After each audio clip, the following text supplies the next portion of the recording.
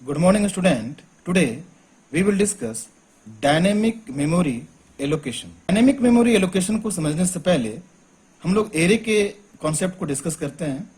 देखिए, int n equal to 10 यानी n variable जो है उसे 10 से मैंने इनिशियलाइज किया है और यहाँ पर एरे डिक्लेयर किया जा रहा है ना, जिस एरे का नाम है a और यहाँ पर n को पास किया जा रहा है. तो ये एरे जो है यहाँ पर n को जो पास किया जा रहा है तो सिंटैक्टिकली ये रॉन्ग है. यानी कि जब भी हम लोग एरे क्रिएट करते हैं तो साइज के जगह पर हम लोग वेरिएबल नहीं ले सकते हैं. अगर यहाँ पर अगर कांस्टेंट यहाँ पर कांस्ट ऐसा लिख दिया जाए तब यहाँ पर n के वैल्यू यहाँ पर पास हम करें अगर तो ये अलाउ किया जाएगा और ये सही होगा. जब भी एरे हम लोग क्रिएट करते हैं तो साइज की जगह पर जो एक्सप्रेशन लिखते हैं that should be constant expression. वो जो एक्सप्रेशन है ये कांस्टेंट होना चाहिए. तो यहाँ पर अगर हम इंट n लिखे और n के वैल्यू को यहाँ पर 10 इनिशियलाइज कर दें और 10 यहाँ पर हम सोचे कि यहाँ 10 हो रहा है तो इट इज रॉन्ग. तो यहाँ पर कांस्टेंट अगर लिखेंगे तो ये सही हो जाएगा. ठीक है, तो यहाँ से ये पता चल रहा है कि एरे का जो ड्रॉबैक्स है, ये ड्रॉबैक्स क्या है कि साइज इसका फिक्स्ड है. If the size of the array is fixed then दो चीज हो सकता है, या तो मेमोरी शॉर्टेज हो सकता है या तो मेमोरी वेस्टेज हो सकता है. तो यहाँ पर शॉर्टेज और वेस्टेज का जो प्रॉब्लम है ये एरे के साथ में ये एक बिग प्रॉब्लम है. इसीलिए हम लोग डायनेमिक मेमोरी एलोकेशन को पढ़ते हैं. और डायनेमिक मेमोरी एलोकेशन का मतलब है we can allocate the memory at the time of execution of the programme.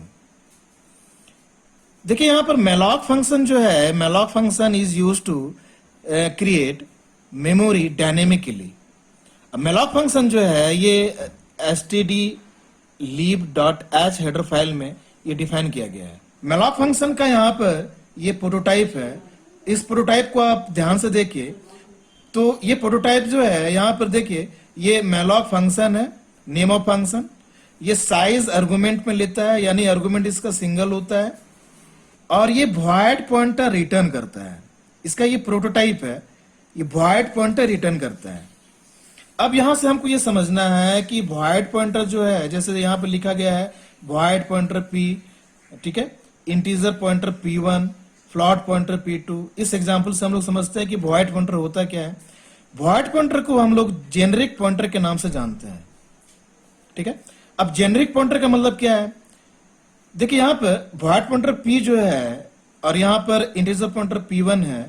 तो वॉइड पॉइंटर जो है ये किसी भी टाइप का पॉइंटर बन सकता है. जैसे एग्जांपल पर यहाँ पर देखिए p1 इक्वल टू, ठीक है, यहाँ लिख रहे हैं p और यहाँ टाइप कास्ट कर रहे हैं, इसे कह रहे हैं टाइप कास्ट कर रहे हैं इंटीजर पॉइंटर. यानी कि वॉइड पॉइंटर जो है ये अब इंटीजर टाइप का पॉइंटर में हम कन्वर्ट कर रहे हैं. सिमिलरली अगर हम यहाँ पर वॉइड पॉइंटर को फ्लोट पॉइंटर में कन्वर्ट करना चाहें, p2 पे रखना चाहें तो हम लोग क्या करेंगे, फ्लोट पॉइंटर, ये देखिए यहाँ पर फ्लोट पॉइंटर लिखा गया है, ये टाइपकास्ट का सिंटैक्स है.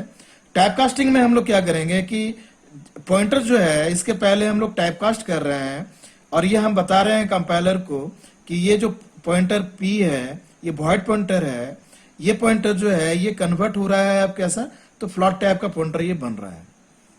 यानी कि इससे हमको समझ में ये आ रहा है कि जेनेरिक पॉइंटर वॉइड पॉइंटर है और ये पॉइंटर जो है it can be easily re type cast to any type of pointer.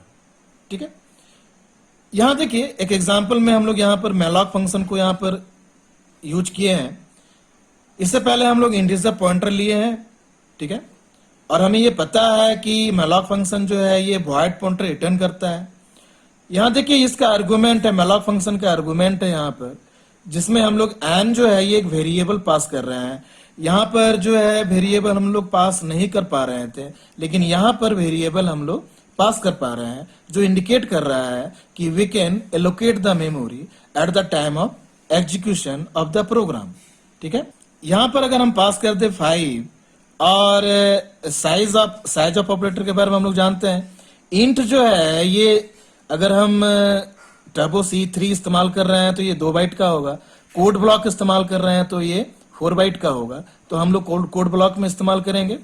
तो कोड ब्लॉक में ये 4 बाइट का होगा, तो मेमोरी एलोकेट जो होगा ये 5 into 4 यानी ये 20 साइज का ये मेमोरी एलोकेट होगा। मैलॉक फंक्शन जो है ये वॉइड पॉइंटर रिटर्न करता है। अगर मेमोरी एलोकेट कर पाता है ये, तो मेमोरी के बेस एड्रेस को रिटर्न करता है। यहाँ पर देखिए 100 इसे रिटर्न किया है और बेस एड्रेस को रखने वाला पॉइंटर है, इसीलिए यहाँ पर 100 जो है ये स्टोर हो चुका है। ठीक है। अगर मैलॉक फंक्शन एलोकेट नहीं कर पाता है तो नल वैल्यू ये जो है रिटर्न करता है, और अगर नल वैल्यू हमें मिलेगा तो हम रिपोर्ट कर सकते हैं कि memory can not be allocated. ठीक है। अब यहाँ पर p के हेल्प से हम इनपुट कर सकते हैं, क्योंकि p हमारा पॉइंटर है और पॉइंटर हमारा वेरिएबल है, तो वेरिएबल जो है ये तो इंक्रीज कर सकते हैं, इसको डिक्रीज भी कर सकते हैं। ठीक है। तो यहाँ पर देखिए n का जो वैल्यू है ये हम एज्यूम कर लेते हैं कि ये 5 है। ठीक है। तो i का जब वैल्यू 0 होगा तो 0 के लिए ये कंडीशन ट्रू होगा।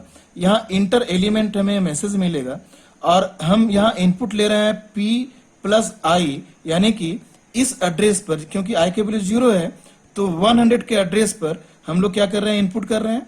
सिमिलरली जब i का वैल्यू 1 होगा तो 104 पर ये इनपुट हो जाएगा।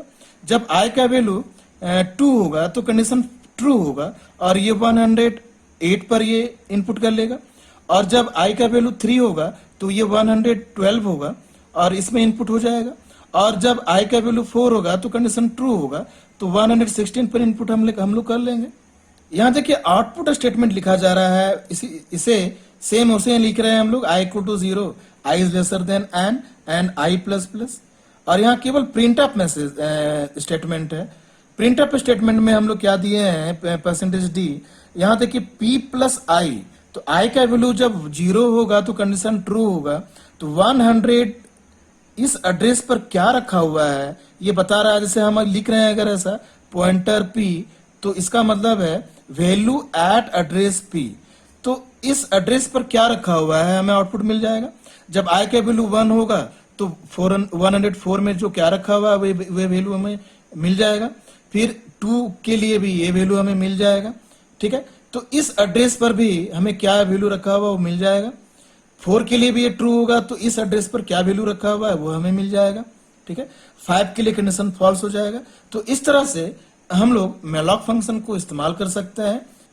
तो मैलॉक फंक्शन के हेल्प से हम लोग डायनेमिक मेमोरी एलोकेट कर सकते हैं, और एन जो वेरिएबल हम लोग लिए हुए हैं इस वेरिएबल को हम लोग एज एन आर्गुमेंट पास कर सकते हैं, जो कि हम लोग एरे में नहीं कर सकते हैं। ठीक है। डायनेमिक मेमोरी एलोकेशन के कॉन्सेप्ट को समझने के बाद चलिए इसे इंप्लीमेंट करते हैं सी लैंग्वेज में। जैसा कि हम लोगों ने डिस्कस किया था कि मैलॉक फंक्शन जो है standard.leave हेडर फाइल में है, इसीलिए इस हेडर फाइल को हम लोग इंक्लूड किए हैं। यहाँ देखिए वेरिएबल n लिया गया है, i लिया गया है और पॉइंटर p लिया गया है, और यहाँ पर मैसेज दिया जा रहा है एंटर हाउ मेनी एलिमेंट्स। तो रन टाइम में हम लोग क्या करेंगे, इनपुट करेंगे कितने एलिमेंट्स की हमें जरूरत है, और इसे हम लोग वेरिएबल n में इनपुट करके रख लेंगे। देखिए यहाँ पर मैलॉक फंक्शन को कॉल किया जा रहा है, एन वेरिएबल जो पास किया जा रहा है, साइज ऑफ ऑपरेटर में इंट डेटा टाइप को हम पास कर रहे हैं। ठीक है। और यहाँ पर ये टाइप कास्टिंग किया जा रहा है इंटीजर पॉइंटर, जो कि हमें पता है कि मैलॉक फंक्शन जो है ये वॉइड पॉइंटर रिटर्न करता है, तो इसे टाइप कास्ट किया जा रहा है और इसे इंटीजर टाइप का पॉइंटर बनाया जा रहा है। यहाँ देखिए इनपुट करने के लिए फोर लूप चलाया जा रहा है। फोर लूप में i equal to 0, i is lesser than n and i plus plus, और यहाँ मैसेज दिया जा रहा है, और यहाँ पर इनपुट करने के लिए एड्रेस पर हम लोग इनपुट कर रहे हैं p प्लस आई। समझने के लिए आप वीडियो को फिर से आप देखिए। यहाँ देखिए आउटपुट करने के लिए फिर से फोर लूप चलाया जा रहा है। i equal to 0, i is lesser than n and i plus plus, और यहाँ %d से हम आउटपुट कर रहे हैं। यहाँ लिख रहे हैं पॉइंटर p प्लस आई, इसका मतलब ये है कि वैल्यू एट एड्रेस। ठीक है। और इसे हम लोग क्या करेंगे, आउटपुट कर लेंगे। तो चलिए इसे रन करके देखते हैं। देखिए इंटर हाउ मेनी एलिमेंट्स, अगर हम यहाँ 5 डालते हैं, 5 इनपुट करते हैं, तो हमें एलिमेंट्स जो है वो 5 डालना पड़ेगा, इनपुट करना पड़ेगा। 1 2 3 4 5। देखिए यहाँ पर जो आउटपुट आ रहा है ये 1 2 3 4 5 आ रहा है, ठीक है। इसे फिर से रन करके देखते हैं। देखिए एलिमेंट्स जो है, अब हाउ मेनी एलिमेंट्स, अगर हम मेमोरी के साइज को बढ़ाना चाहते हैं, हम यहाँ डाल रहे हैं, इनपुट कर रहे हैं 10, तो यहाँ में एलिमेंट्स जो है ये 10 एलिमेंट्स हमें इनपुट करना पड़ेगा। तो हम इनपुट कर रहे हैं 1 2 3 4 5 6 7 8 9 10। तो देखिए यहाँ जो आउटपुट हमें मिल रहा है, ये आउटपुट हमें मिल रहा है 10 तक। तो स्टूडेंट यहाँ से हमें ये समझ में आ रहा है कि मेमोरी को डायनेमिकली एलोकेट कैसे करेंगे, और हम लोग वेरिएबल यहाँ पर एन वेरिएबल किस तरह से पास करेंगे, ठीक है। और रन टाइम में जितना हम लोग की रिक्वायरमेंट है उतना साइज हम लोग एलोकेट कर सकते हैं, ठीक है।